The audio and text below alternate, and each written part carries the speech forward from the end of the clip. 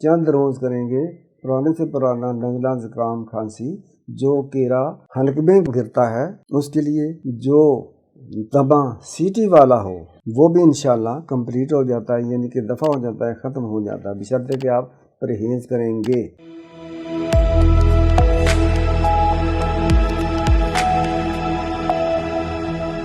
नज़ला, कीड़ा, खांसी, दमा, चाहे वो दमा सीटी वाला ही क्यों ना हो, उसका एक मैं छोटा सा नुस्खा बताता हूँ। बड़ी लंबी चौड़ी ये अमराज होती है, लेकिन छोटा सा नुस्खा बताता हूँ। आपने ऐसा करना है कि बरगे बांसा आप ले लें। बरगे बांसा आपने 50 ग्राम लेना है और 10 ग्राम नौशादर लेना है। इसको खूब ग्राइंड कर लें, पीस लें। अब ये सफूफ आपके पास तैयार हो गया। एयर टाइट डब्बी में आपने बंद कर लेना है।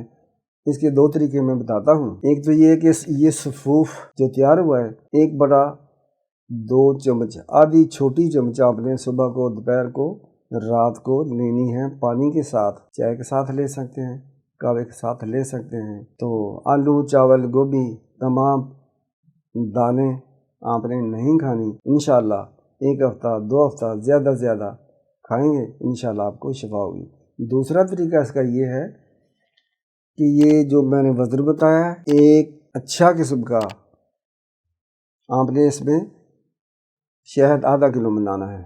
आधा किलो शहद होगा, बरगे बांसा होगा और ये नौशादर होगा। ये 3 चीज़ें होंगी। खूब मिक्स करें, 10-15 मिनट तक लगाएं ताकि ज़रात आपस में मिल जाएं। अब इसका तरीका इस्तेमाल ये है कि एक छोटी चम्मच 20 साल से कम वाले लोग जो हैं मरीज़, एक छोटी चम्मच सुबह को, दोपहर को और रात को पानी के साथ खाने।